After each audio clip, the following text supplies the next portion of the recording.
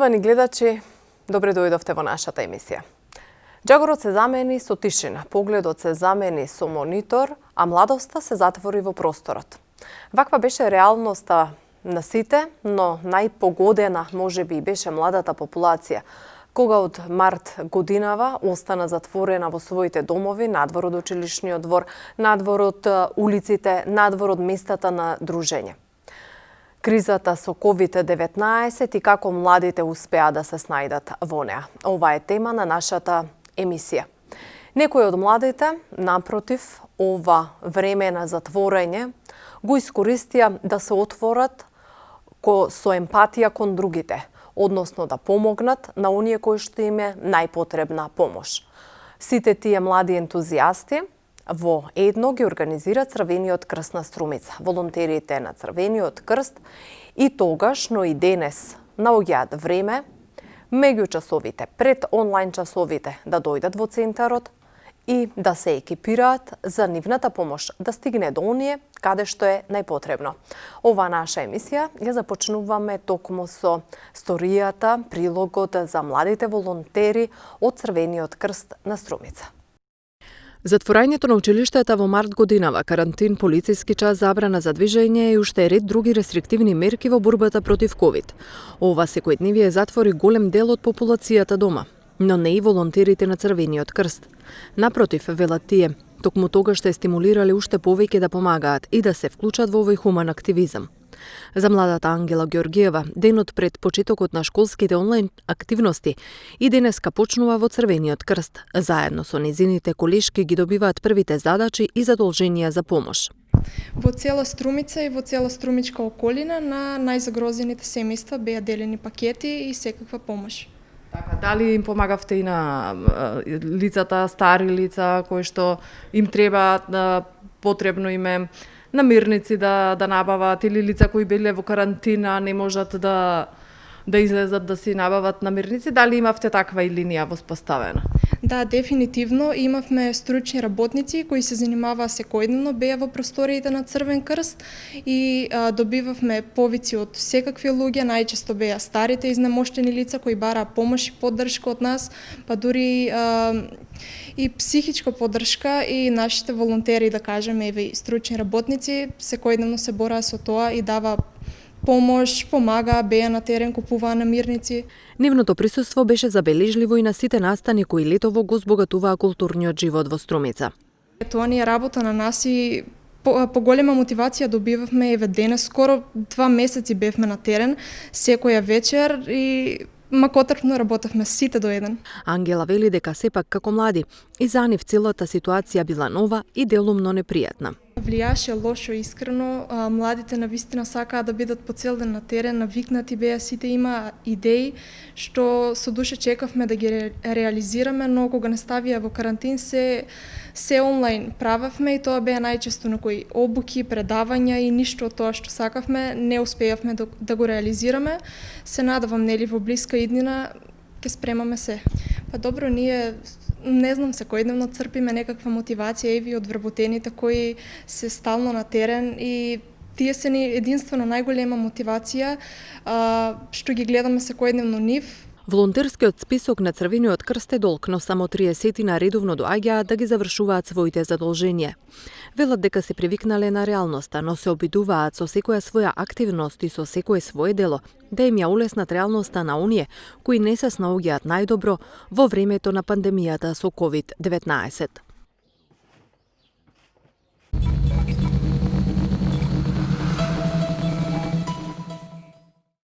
Да, тоа беше Ангела, само една од 30-тината волонтери на Црвениот крст, кои што во целото ова време на борба против пандемијата со COVID-19 остануваа на терен, активирани, хумани, за да им се помогне на луѓето каде што и на коим што им треба помош. Ние излеговме и на терен да ги запрашаме младите како успеа да се снајдат во COVID-19, кои се проблемите кои што им ги создаде, па да слушнеме што младите струмичани имаат да кажат на оваа тема. Здраво, едно прашање. За нас помина периодот на карантинот корона, меѓутоа уште има мерки. Како вие како млади луѓе го поминавте целиот тој период од март, кога се затворија училиштата, почна карантин, полициски час, па до денес кога се уште имате онлайн настава. Како млади го доживувате тоа? Па да кажам дека за време на карантинот не можеме да се дружиме многу. Се беше сведено на онлайн, не се излегуваше, не се шеташе. Одржувавте ли контакти со другарите, со генерацијата? Има ли некои проблеми кои што ги кажува и дали некои нови навики ви се создадоа, еве да речеме повторно комуникацијата да ви се сведи на онлайн, на социјалните мрежи? Па се беше сведено, дружењето беше сведено на минимум и мислам тие навики што ги имаме да се дружиме преку социјалните мрежи, сега баш некак не дојдеа да, беа корисни. Дали ви недостасува времето пред короната? Секако дека да. Дали короната ве промени како млади? Може би некои активности кои што сте ги имале предходно, слободни активности, хобија, ги прекинавте? Како влијаеше како врз вас, како млади луѓе? Па, бидејќи нашата генерација излегувавме пред да почне пандемијата од корона, излегувавме многу. Морам да нагласам дека тоа влијаеше, дека мерките и бевме спречени да излегуваме. Па морам да нагласам дека тоа влијаеше и на нашето ментално здравје. Моравме да седиме дома, затворени. Секако дека и претходно комунициравме онлайн, но сега можам да кажам дека тоа ни премина баш во една добра навика. Фали ли времето пред карантинот, пред короната, пред оваа пандемија која што го зафати човештвото? Секако дека ми фали и не познавам човек кој веројатно не му фали времето пред короната. Можам... Ги почитувате ли мерките за заштита сега, затоа што знаете дека се уште нели е вториот бран, дали како млади еве кога излегувате ставате маски? Да, секако. Прво поради стравот, а потоа и поради морам да ги почитувам мерките. Сепак имам и повозрасни дома, па затоа поголем е стравот да не зарзат тие отколку јас.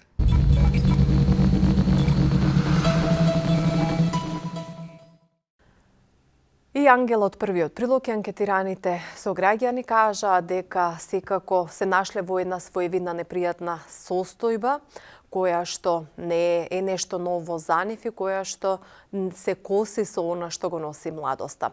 Повеќе стручно на оваа тема за како младите, но и семејствата го издржаа COVID-19, односно што значеше карантинот, затворањето, какви психолошки проблеми јави, како и понатаму да се помага на младите да се надминат сите овие непријатни моменти кои што ги носат рестриктивните мерки, онлайн наставата, ограничувањата на движење. Разговаравме со Лидија Манушева, психолог во Општинското основно училиште Сандо Масе во Струмица, но и волонтер психолог кој што има искуство од одговарање на SOS линијата на Црвениот крст за психолошка помош токму во време на пандемијата со COVID-19. Да го погледнеме разговорот. Се враќаме назад во студио, а сега со планираниот разговор со нашата и ваша гостинка Лидија Манушева, психолог во Основното општинско училиште Сандо Масев од Струмица. Господја Манушева, добро дојдовте во нашата емисија која што ја работиме на повеќе теми поврзани со ситуацијата со ковидот. Ви благодарам за поканата. Навистина ми е задоволство денеска да присуствувам во вашата емисија. Така. Вие како човек дел од образовниот тим, од образовниот кадар, стручен кадар, се соочивте со една нова реалност со која што се соочија и младите од 11 март. Меѓу вашата стручна фела, како влијаеше, каква беше оваа состојба во која што се најдоа младите од 11 март годинава, па дел од нив нели продолжувајќи ја и онлайн наставата и во овој период? Значи вака, прво ќе одговорам на првиот дел на прашањето што ми го поставивте. Јас како психолог со долгогодишно искуство работам 34 години во образование. Можам да ви кажам дека и ние психолозите сме луѓе од крв и месо и ние си ги поставуваме секојдневно истите прашања кои што си ги поставувате вие и сите во не само во нашата држава, туку и во светот. Ова е кризна ситуација и подготовка, посебна припрема нема. Значи, затоа се вика кризна ситуација од реакциите на кризните состојби не може никој да не научи. Од сето ова извлековме поука дека треба да останеме поврзани максимално колку што може да останеме поврзани луѓето од фелата и пошироко, за да може да го дадеме својот професионален ангажман онолку колку што можеме. Сега ќе се вратиме на 11 март 2020 година, кога ни се затворија училиштата. Тоа беше нова ситуација за нас, ја дочекавме неспремни, меѓутоа никој не може да не подготви. Никој во светот не може да не подготви, рековме. Учениците останаа дома, продолжија со настава од далечина. За овој период можам да кажам дека се промени животот, не само на учениците, затоа што учениците се дел од семејствата. Семејствата функционираме поврзано, фамилиарно, било како. И човекот е општествено битие. Не може да функционира без социјални контакти. Наеднаш требаше да поднесеме во нашите семејства да се внесе страв, немир, неизвестност. Тоа го чувствуваат децата, за чие се вгнезди во нивните мали детски глави и во младите, а нели нормално е да кажем дека светот на младите останува. Затоа е многу важно, многу беше важно, значи се враќам на тој период, да се охрабруваат децата, младите и тинејџерите, сите се наши деца, да се охрабруваат, да се биде во близина со нив и да се разговара со нив. Меѓутоа, јас можам тука да споделам едно искуство, лично мене што ми се случи, кога почна пандемијата, надвор, значи, од образованието, бев ангажирана како волонтер, всушност како волонтер во Црвениот крст. Има некоја програма за волонтирање на телефонска линија. Без размислување го прифатив нивното барање и телефонски требаше да бидеме достапни 24/7. И ова искуство многу ме научи или многу ме зајакна, да кажем, малку како личност и како психолог и малку поинако фокус да ставам на нештата. Истото продолжи да го правам кога децата веќе тргнаа на училиште после 3 септември, да го правам и во училиштето. За тоа ќе кажам малку подоцна. Што сватив од сите овие разговори што ги имавме од Црвен крст? Нема да одам со статистика, со едно, на крајот не е битно. Меѓутоа сватив дека родителите не знаат или се чудат како да разговараат со децата. Родителите се прашуваат дали нивните емотивни реакции се нормални, дали се нормални, дали нормално постапуваат, што да направат. Потоа сите знаете, и медиумски беше доста актуелно дека има насилство, се јавува насилство во семејствата. Понатаму се јавуваа проблеми и за во семејствата на разведени родители, каде што има разведени родители. Тешко беше да се оствари контактот, имаше проблеми со децата, со дружењето на децата, како да се организираат поради затвореноста, поради мерките што требаше да ги почитуваме сите ние. Исто така имаше случај каде што се јави прекумерна или појачена, како да кажам, употреба на алкохол, пушење на цигари, употреба на психотропни супстанции и така натаму, затоа што кога ситуациите се кризни, секогаш самиот стрес е доста податлив за да имаме злоупотреба, да кажем, на вакви нови средства што ги спомнав. Понатаму се случи во училиштето како психолог.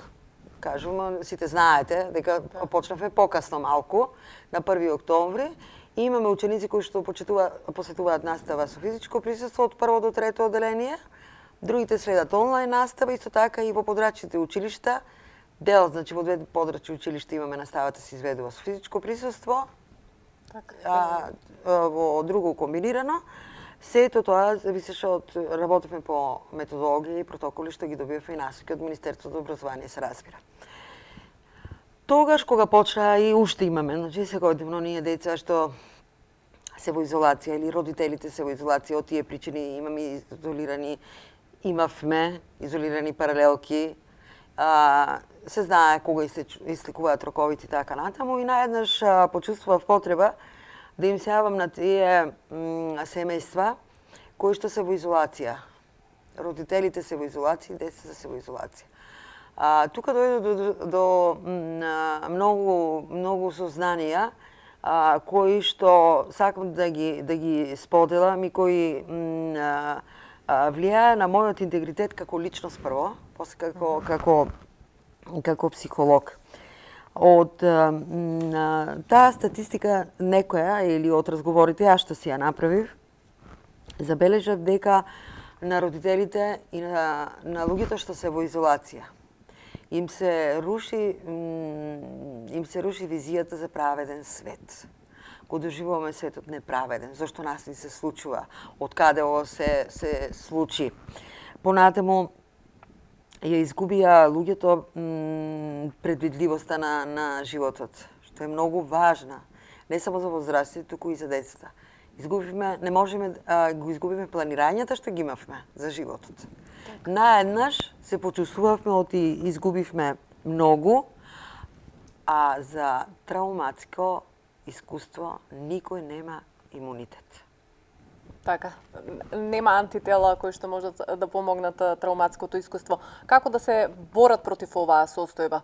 Еве, се појавува анксиозност, нели, сето тоа што носи со себе анксиозноста, негативни мисли, песимистичко гледање на работите. Како младите во овој период може или што треба да знаат родителите? Еве, ние продолжуваме, повторно имаме во моментот нов бран на оваа болест, повторно мерките се заоструваат, за сега нели нема полициски час, меѓутоа доколку ескалираат бројките може повторно ќе биде ставен клучот на вратата. Како да им се помогне на младите и на родителите на нивните семејства да им помогнат на младите, затоа што ние во емисијата ќе видиме како и креативни начини како младите и во карантин и во полициски час успеале да носат општествена одговорност и да бидат активни или пак да постигнуваат други успеси, значи другата страна ја покажуваме. Како на тие кои што ќе им треба помош да се ослободат од сето тоа бреме што го носи еве ова случка, оваа пандемија со COVID-19?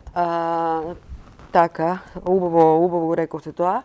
Најбитно овие сугестии, совети или евентуално предлози што ќе ги давам се однесуваат на сите. Видете, не можеме, јас пак реков, значи не можеме совети, има совети кои што стриктно може да се насочат за децата. Значи да не се фокус група децата, родителите.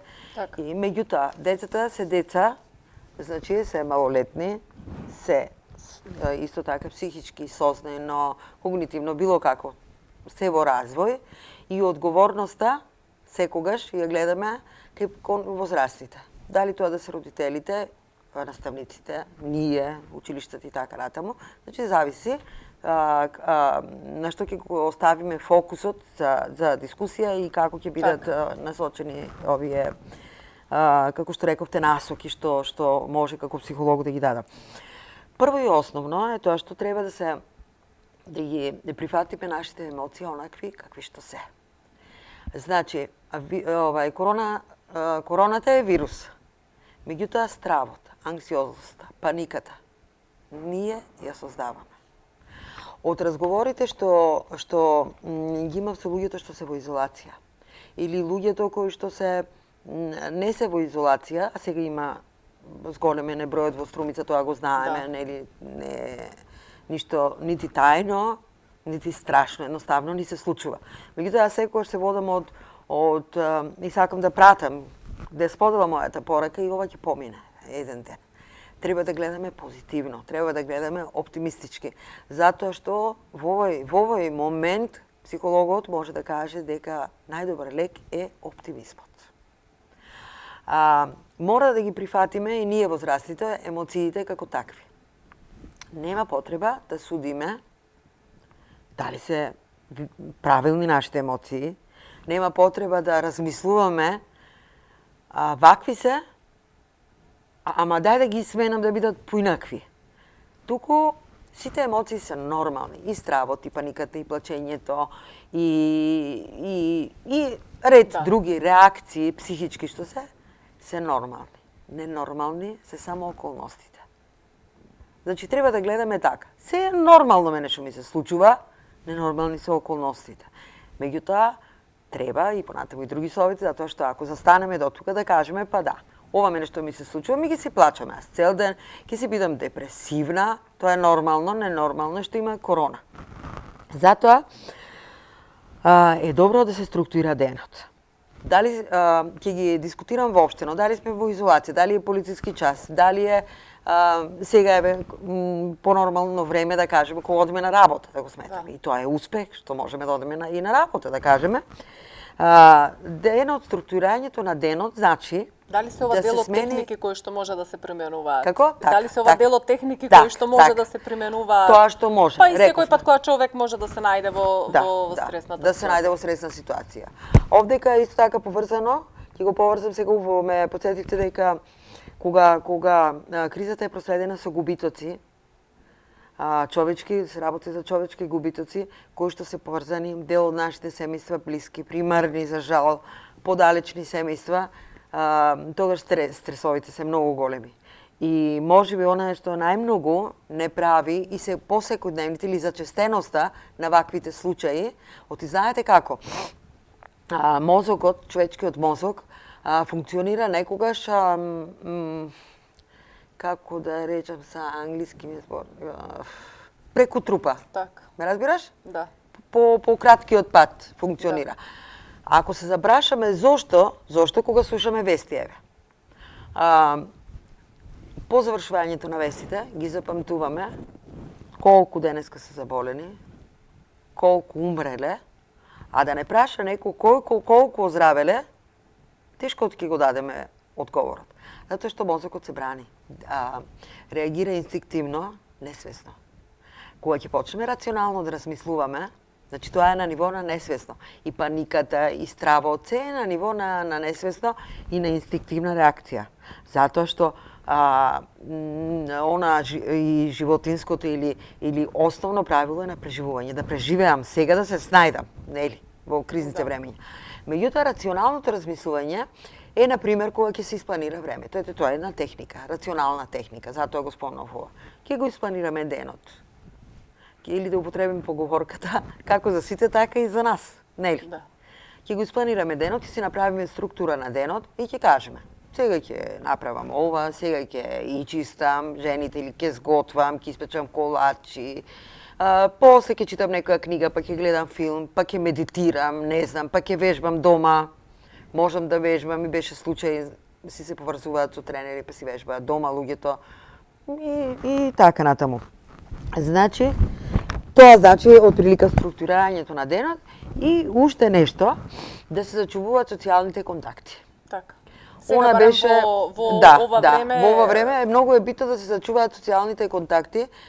Сите ни имаме, особено е многу важно, или пак како искуство ќе го спомнам, од телефонските јавувања има стари луѓе што се сами, скроз сами да кажеме, или што се по двајца, што нема со кој да разговараат, немаат некој друг начин или не се вешти комуникацијски со новите технологии едно друго. Дигитални да ги користат така. И да се остане поврзан. Замислете, кога вие ќе се во овие периоди ќе се сетите на сите пријатели. Ама нема на сите да им се јавите. Добро е да се јавите на тие што се позитивни, што ви дават оптимизам, што можете да си дискутирате за некој филм, гледан филм, за некоја книга, која книга ја прочита последна. Значи, денот може да се структура и во вакви околности и кога ја имавме остани дома. Така. Едно од прашањата кои што секако се важни... Се извинувам, само за уште малку може да ви продолжам за техниките? Да. Исто така треба една од техниките е да се избегнува под наводници да се виси пред телевизор 24 сати, да се гледат сите можни вести, сите можни информации. Добро е да се ограничиме некогаш, сами да си одредиме да гледаме вести еднаш до 2 пати во денот, например. И тоа да ги следиме оние информации за кои сме сигурни ниоти се вистински, не се лажни.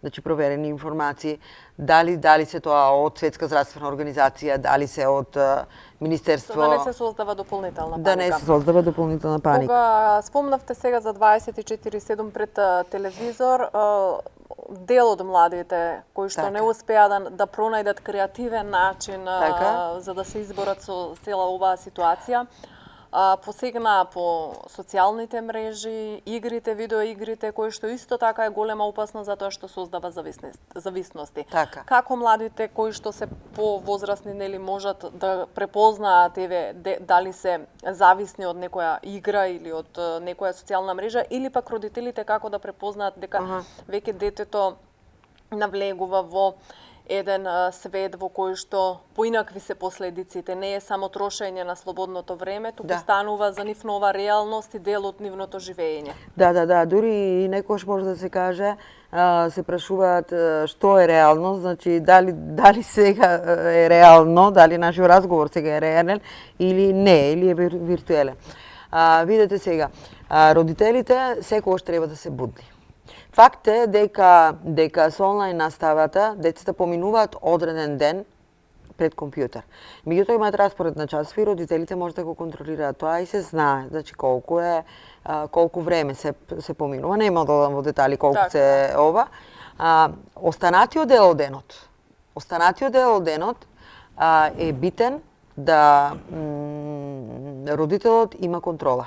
Значи родителот е тој што ги поставува границите тука. За разлика од учењето. Во учењето ученикот треба да секој ден да ги поместува границите, а контролата на границите да ја држи родителот.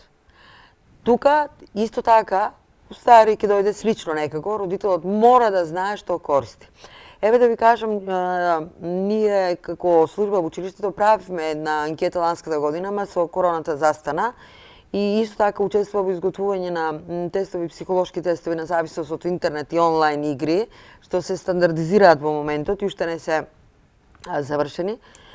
Зависност се смета по наша македонска статистика повеќе од 4 до 5 сати дневно плюс времето што е за учење на учениците. Така. Да. Тоа лесно се препознава. Значи лесно може да го препознаат родителите и мој совет е да внимаваат кои игри ги играат. Јас бев многу негативно изненадена кои се денешните идоли на децата што ги следат на интернет. Од јутјубери, тиктокери, и успеав затоа што наша задача исто на училиште ние го следиме тоа. Бев изненадена од вулгарноста на речникот со кој се изразуваат тие денешни идоли на децата, понатаму и од некои опасни страни на кои пристапот е лесен, значи ги навлекуваат децата што се оди до таму до самоповредување, се тера децата да се самоповредуваат и други со непримерна содржина, игри, сајтови и така натаму. Родителот е тој што може да прави контрола. Ако не знае, некогаш некои родители, не сите родители, еве јас не сум многу, можам да се прогласам за некомпетентна, меѓутоа можат да се консултираат, да најдат начин од стручни лица за да може како да ги следа децата. Меѓутоа не смеа да го остават детето да биде слободно. Затоа што детето ќе биде вознемирено, значи од зависноста, слична е зависноста на психотропните супстанции. Детето ќе биде вознемирено. детето ќе биде ќе има отсутство на внимание, трпеливоста или толеранцијата, да кажеме, ќе му биде прагот на толеранција доста спуштен. Ќе се расправа вербално со нас. Понатаму нема да држи хигиена. Нема правилно да се храни тоа дете. Ако поминува 5 сати на компјутер. Значи тоа се меѓутоа некогаш родителите без да обвинувам некој или било што во неможноста да се снајдат во овие ситуации, ги дозволуваат и тие работи. Само во секој случај треба да бидат предпазливи и ова ќе помине. Од учениците што на настава се недисциплинирани, што се недисциплинирани, наоѓаат начини на интернет да бидат недисциплинирани. А недисциплинираноста понекогаш се поврзува со структурата на личноста. Или не значи дека детето е повлечено или е многу мирно, многу дисциплинирано, дека не може да го навлечеш на да кажеме на нешто што ќе му остави трага во развојот. Така. Спомнавме за поминувањето плюс 5 сати на интернет, меѓутоа еден дел на учениците го поминуваат со онлайн наставата. Какви се впечатоците? Еве, овој ковид ситуацијата повторно кај младите, кога станува збор за и школска возраст, па и оние кои што се нели веќе надвор од училишните клупи или во академските клупи, донесе една нова реалност, веќе дигитализација на образованието. Се снаоѓаат ли, се снајдоа ли добро, се снаоѓаат ли овие луѓе, учениците во сето тоа? Да, полека јас би го проширила, кога се работи за образованието, се навикнуваме сите. И наставниците, и ние, и децата, и така. На децата им фали училиштето. Значи, од разговорите со наставниците, со учениците, со родители. Еве како вас и ви имате ученици, ние се среќаваме секој ден. Им фали училиштето. Затоа што знаете што, училиштето не е само место каде што се учи. Училиштето е место каде што децата учат многу работи.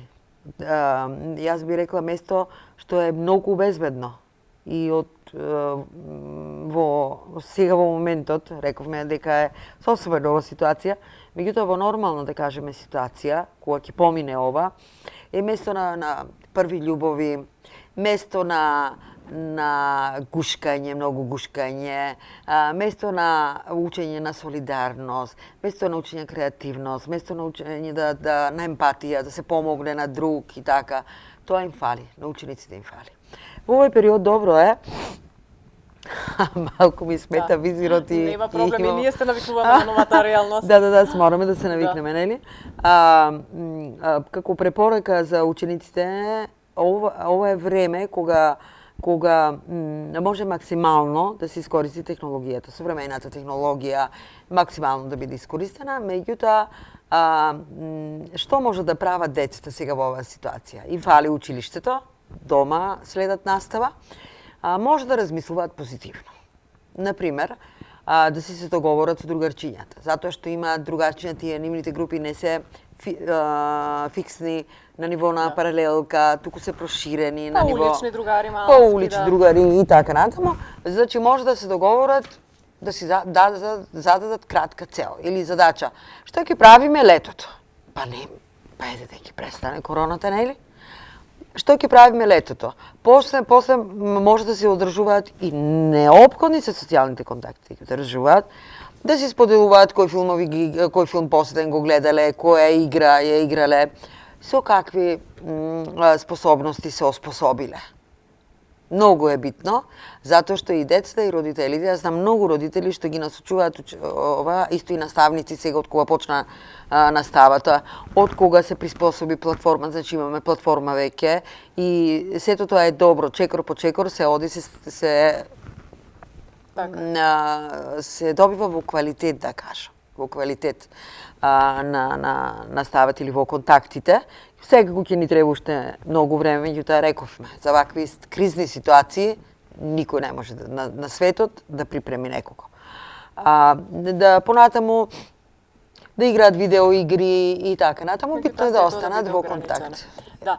Сигурно користењето на уредот, дали е компјутер, дали е лаптоп, да ги почитуваат границите што ги поставува родител. Не можеме, нели рековме да ги оставиме, а ако ги оставиме децата, тие цел ден ќе си бидат таму и ќе си уживаат. Така.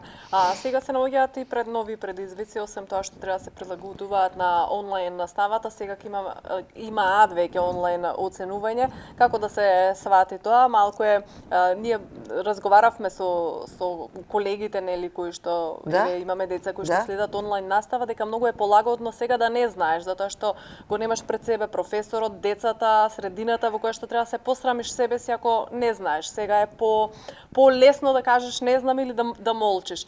Дали ќе се намали квалитетот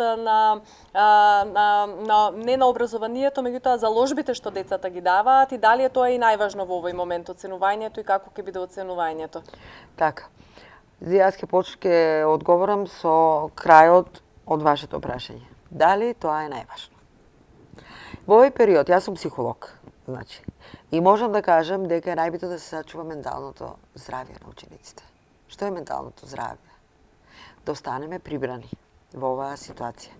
Да ни биде убаво, да се релаксираме, децата да бидат релаксирани и да бидат позитивни, да внесуваме позитивен дух, да бидеме ние позитивни, затоа што не е доволно на детето дома родителот да му каже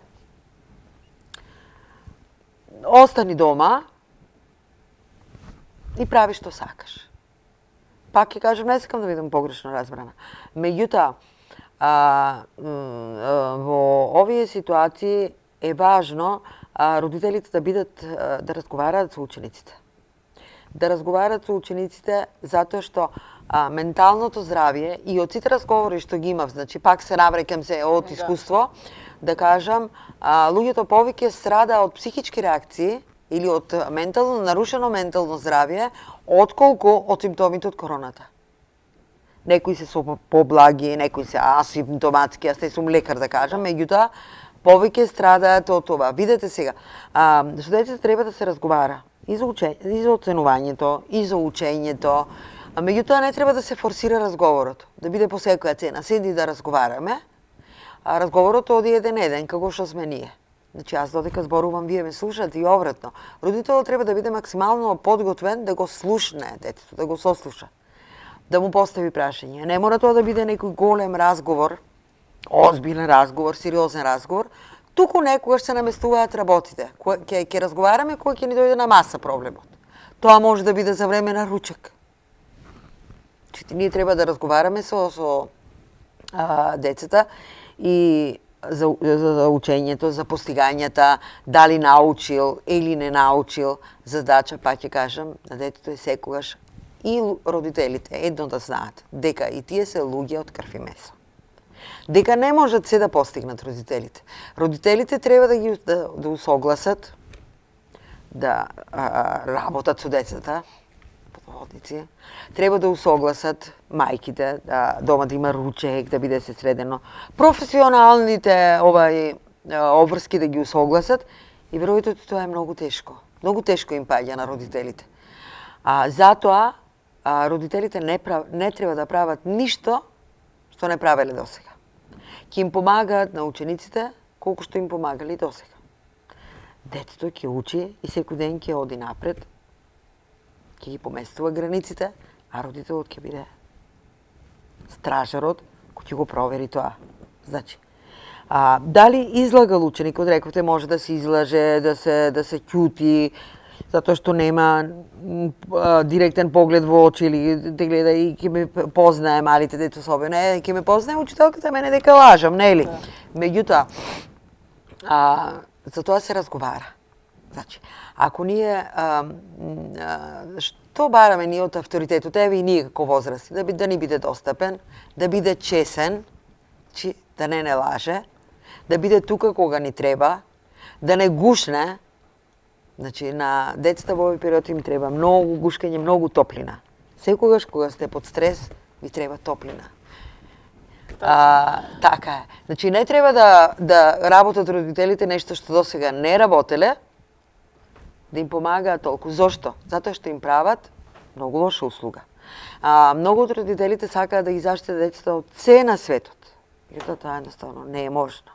Така, стаклено звоно не постои. Така. кој што Еден ден ќе може, ќе да, мора да се меѓутоа- соочат со предизвиците. Меѓутоа, социјалниот имунитет нема да им биде развиен на тој начин, за да може да одговорат понатаму кога ќе останат сами со себе. Кога ќе останат претпоставувам, сами, со- ќе еден ден што велиме со кога ќе средина, удрат во зид, а секогаш ќе можат подобро да се снајдат кога ќе бидат подготвени. Кога веќе го искусиле еднаш, Да, ќе знаат или како кога да ќе бидат одговорат. емпатични, затоа што видите децата учат на примери. Ако родителот е емпатичен, ако родителот се чувствува со било што, да не спомнам, со било што, и ако детето го гледа тоа, детето го чувствува тоа. Значи ние на децата не мораме со големи зборови да им ги објаснуваме работите. Ние со децата мора да разговараме за проблемите, меѓутоа со соодветен речник на неговиот и со оглед на возраста што има. Исто така е многу битно да се почитуваат, за тоа не спомнавме, Така. да се почитуваат правилата, насоките, нели, што ги имаме од Светската здравствена организација, од Министерство за здравство. Зошто? Сега разговарав, значи, дојдов со такси. Таксистот немаше маска. И го прашав зошто не носи маска. Така. И поразговаравме малку и носењето на маски, носењето на визири, мијење на раце, дезинфекција, е многу добро за заживување на менталното здравје. Ќе ви кажам зошто. Затоа што на некој начин ја земаме контролата во своји раце. Ние тогаш се чувствуваме дека правиме нешто за себе добро, за нашето здравје, за здравјето во семејството и на блиските и на работа и така натаму. Значи, во нашата свест, во нашето рацио е дека јас правам нешто како што треба. И секогаш кога ќе забележите некој не го прави тоа, убаво да го прашате зошто не го прави. И таксистот си ја стави маската, си ја стави и јас апелирам, значи, за да се почитуваат правилата, да не навлегуваме многу во длабоки анализи на вирусот, како дошол вирусот, што дошол, туку да бидеме многу оптимистични. Многу оптимистични. Не знам дали ги спомнав сите насоки, има многу да се зборува за оваа тема. Меѓутоа дадовме една слика како младите, како затоа што ние повеќе аспекти третираме на темата младите и ковидот во оваа емисија. Ова беше конкретно нашиот разговор насочен кон тоа како ковидот влијаеше врз внатрешното битие на младите, затоа што предизвика нели она што кажавме нова травматска состојба. Јас ви благодарам за вашето одвоено време да бидете дел од нашата емисија. Јас ви благодарам и вас и ќе завршам со тоа дека ова ќе помине. Има луѓе кои што се грижат за тоа. Дајте ние сите да се грижиме и да го направиме оно што можеме да го направиме за тоа. Мислам ние што можеме да направиме, затоа што нашиот интегритет е многу поширок.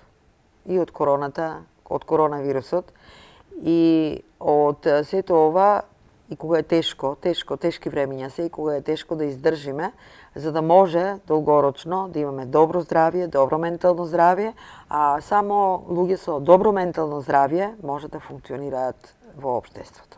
Ви благодарам и вас за поканата.